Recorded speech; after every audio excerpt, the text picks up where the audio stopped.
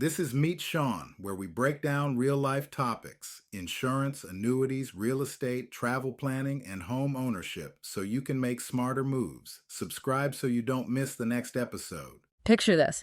You're finally standing in the airport security line.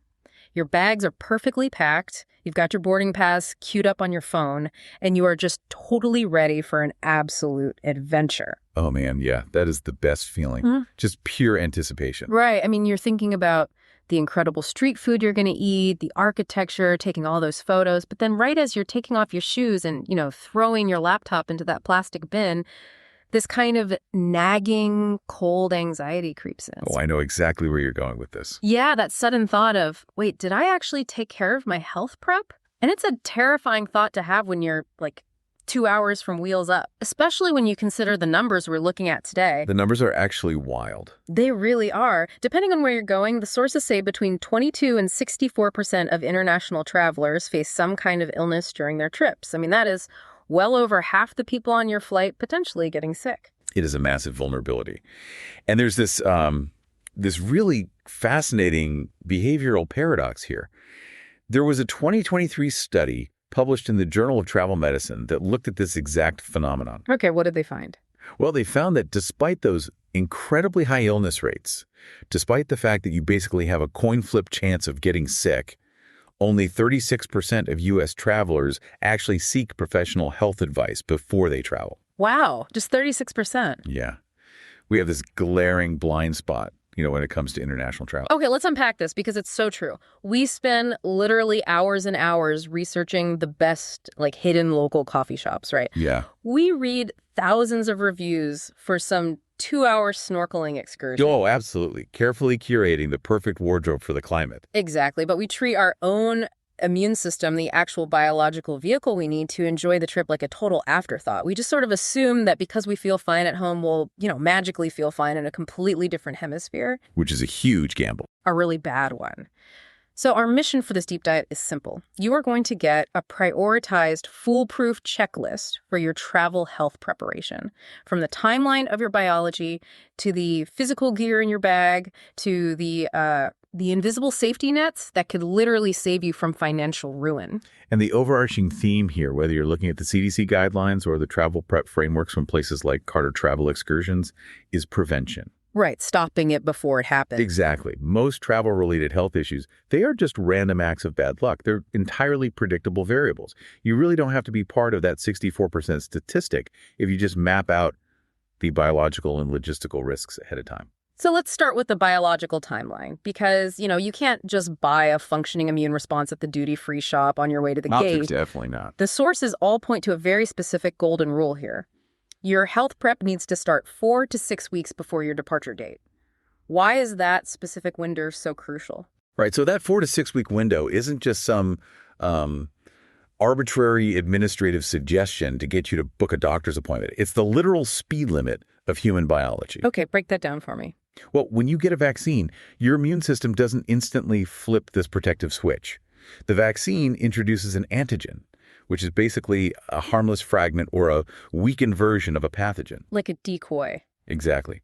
Your body has to recognize that foreign material, send white blood cells to investigate it, figure out how to destroy it, and this is the most important part, it has to build cellular memory. Oh, I see. It's essentially creating a biological mugshot of the virus. So your body knows exactly how to fight it if it ever sees the real thing out in the wild. That's a perfect way to put it. And generating millions of those specialized memory cells, it just takes time. If we look at routine shots first, you want to ensure you're caught up on the domestic basics. Things like Tdap and MMR, which is measles, mumps, and rubella. Right, because measles spread so fast. It is highly infectious.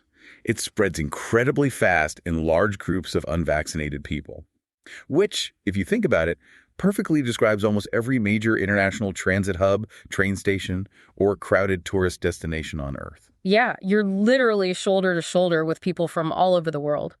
But the real urgency in that 4 to 6 week window, that comes from destination-specific requirements, doesn't it? Oh, absolutely. The CDC Traveler's Health page is your ultimate cheat sheet here. You just plug in your destination, and it tells you exactly what microscopic threats you are walking into.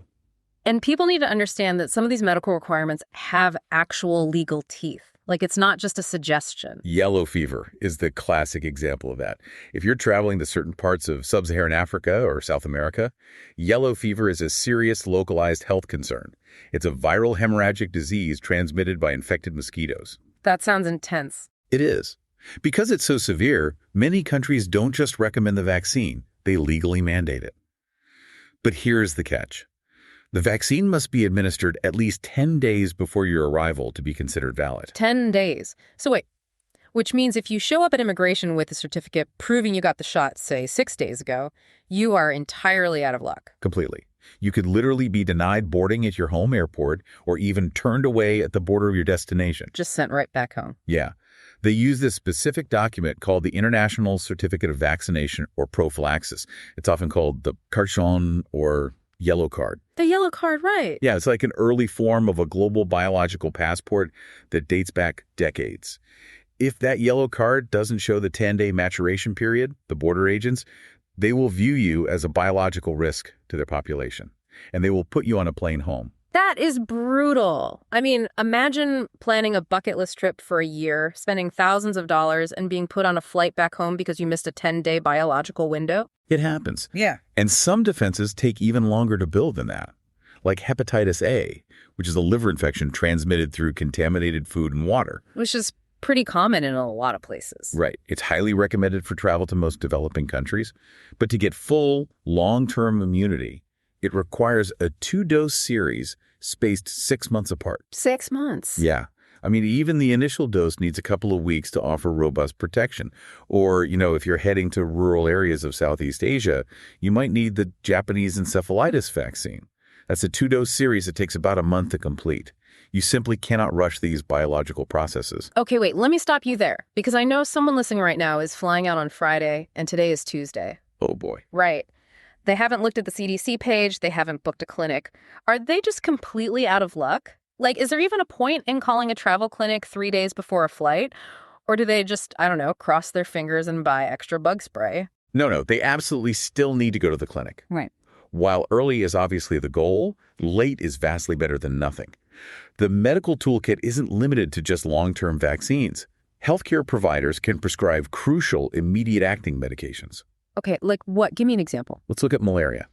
If you're heading to an area where malaria is endemic, meaning the disease is constantly present and maintained within that specific geographic region, you don't need weeks to prep your immune system. Because you aren't getting a vaccine for malaria, right? You're getting a chemical defense. Correct. You can get a prescription for a prophylactic anti-malarial medication like Malarone. Ah. The way Malarone works, it doesn't stop the mosquito from biting you, but it actively prevents the malaria parasites from multiplying in your liver and red blood cells. Oh, wow. Yeah, so because it's a direct chemical intervention rather than an immune-building process, you only need to start taking it 1 to 2 days before you arrive in the endemic region. Okay, that's a huge relief. So even if you are totally down to the wire, make the appointment. You might not get the perfect decades-long shield of a completed vaccine series, but your provider can still hand you the tactical defenses you need to survive the trip safely. Exactly. And, that biological preparation is really just phase 1. Once the internal timeline is handled, the checklist moves to the external hardware. We shift from systemic protection to environmental protection. Which brings us to the physical luggage. What actually goes into the ultimate CDC-approved travel health kit? Based on the guidelines from Carter Excursions and the CBC, we basically need to build a fortress in our carry-on. Yeah, a literal fortress. And it starts with the absolute frontline basics, insect repellent. But we have to elevate how we think about bug spray here. We aren't just trying to avoid itchy angles at a sunset dinner. Right, it's way more serious than that. Insects, particularly mosquitoes and ticks, they are the primary vectors for diseases like Zika, dengue, chikungunya, and Lyme disease. Let's actually clarify that term vectors, because it sounds like a physics concept. But in biology, a vector is essentially just a biological delivery vehicle. Right. Like the mosquito itself isn't the disease, it's just the flying hypodermic needle that picks up the virus from an infected host and physically injects it into your bloodstream. That is a perfect visual, the flying hypodermic needle. And because they are just delivery vehicles, stopping the bite stops the transmission entirely. So a high-quality repellent containing DEE or picaridin is your physical shield. Makes sense. What else is in the bag? Alongside that, the CDC is adamant about sunscreen with an SPF of 15 or higher. People often forget that UV exposure can be severe even if it's cloudy or cold. Yeah. Like if you're near the equator or at high altitudes, the atmosphere is thinner and the UV radiation is just much more intense. And throw in some aloe, because no matter how vigilant you are, you will miss a spot on your neck or the back of your knees. It just happens. Always happens. You also need an alcohol-based hand sanitizer. But the sources specify it must contain at least 60% alcohol. And this is a crucial detail, right? A lot of those boutique, nice-smelling sanitizers you buy in the impulse aisle at the grocery store, they don't hit that 60% threshold. No, they don't. And that 60% mark is the biological tipping point.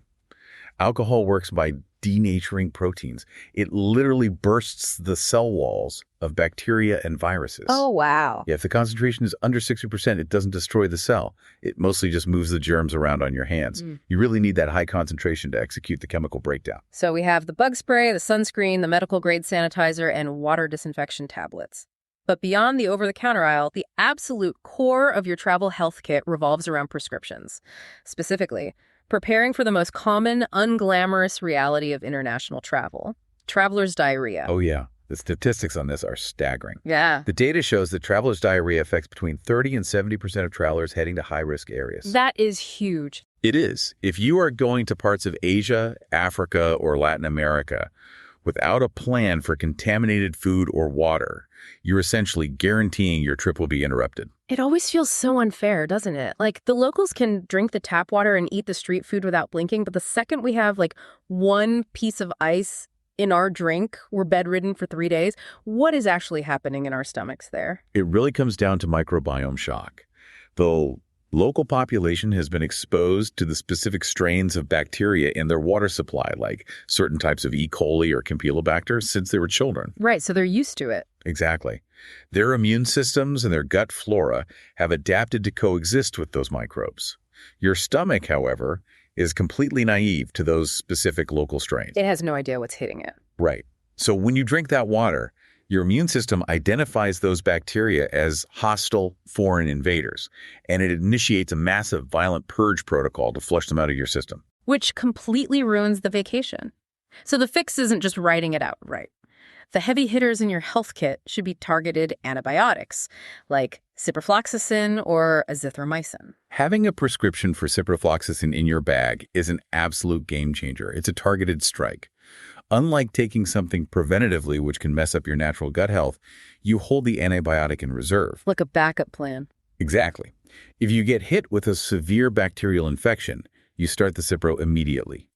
It works by interfering with the bacteria's ability to copy its DNA, effectively stopping the infection from reproducing. So you take what could be 5 days of agonizing illness and compress it into a 24-hour inconvenience. Okay, here's where it gets really interesting, though. Packing these powerful prescription drugs introduces a massive logistical hurdle. You cannot just dump a bunch of loose Cipro pills into a plastic baggie to save space in your toiletry bag.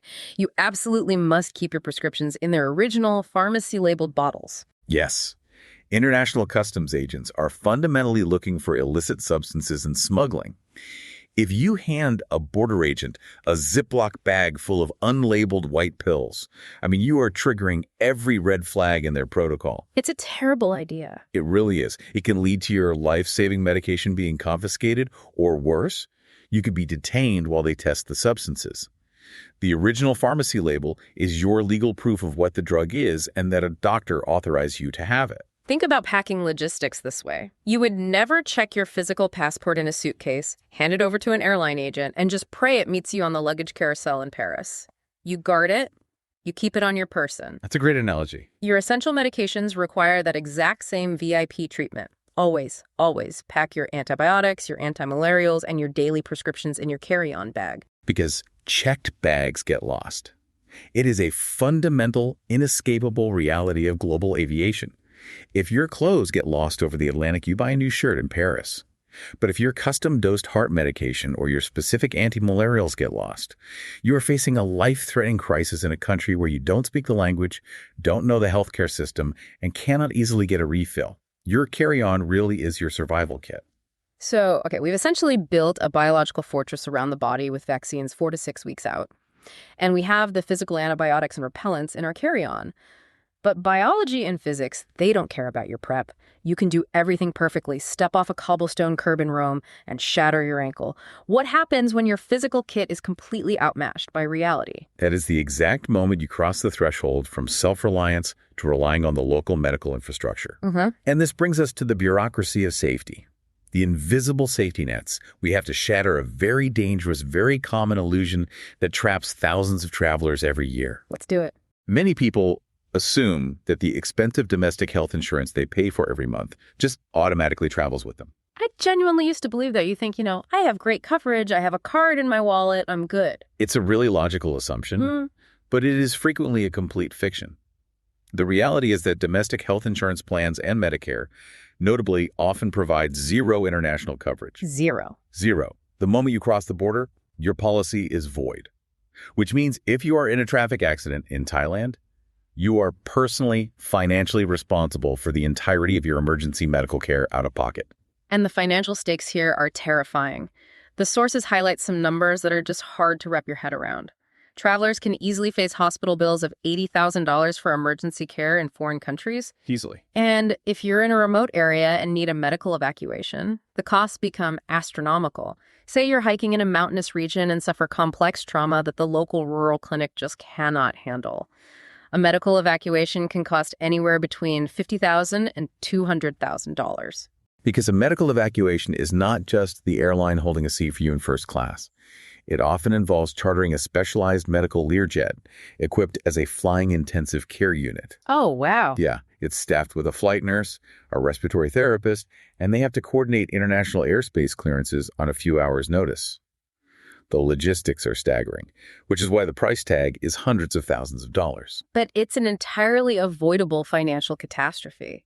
Investing in comprehensive travel insurance that includes emergency medical and evacuation coverage is the ultimate asymmetric bet. You pay roughly the cost of a nice steak dinner to protect yourself against the $200,000 bankruptcy. It is an absolute no-brainer. It really is. And just like the prescriptions, having the insurance is only effective if you can deploy it. You must carry copies of your travel insurance policy and the 247 international emergency contact numbers in both digital and physical formats. Keep a printed copy in that carry-on bag and have a downloaded PDF on your phone. Exactly. If you are unconscious or incapacitated, the first responders or the hospital administration need to know exactly who to call to authorize the funding for your care. It's a grim thought, but an essential step. So, we have the insurance, we have the copies in our bag, but there's one more layer of invisible bureaucracy we need to leverage, and it feels slightly dystopian at first glance. Oh, the STEP program. Yes, the Smart Traveler Enrollment Program, or STEP. It requires you to broadcast your exact hotel room, flight numbers, and itinerary to the U.S. Department of State. What is the actual tactical advantage of doing that? Well, STEP is a free service, and it is arguably the most underutilized tool in travel prep. Think of it as a digital flare gun. A digital flare gun. I like that. Yeah, by giving the State Department your itinerary, you activate three massive tactical advantages. First, the local U.S. Embassy will push real-time alerts to your phone if a dynamic situation develops, like a sudden disease outbreak, civil unrest, or a natural disaster in your specific area. So they become your localized radar system. Second, if you face a severe medical emergency, get into legal trouble, or lose your passport, the local embassy knows exactly where you are and can mobilize resources to assist you immediately. You aren't just a random tourist.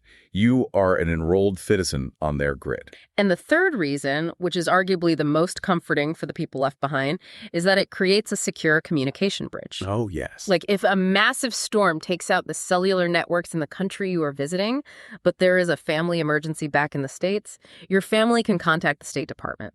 The embassy can physically act as a liaison to find you at your registered hotel and deliver the message. It creates a closed loop of communication that bypasses regular commercial networks. Yeah. It is the ultimate invisible safety net. Okay, let's bring this massive checklist all together.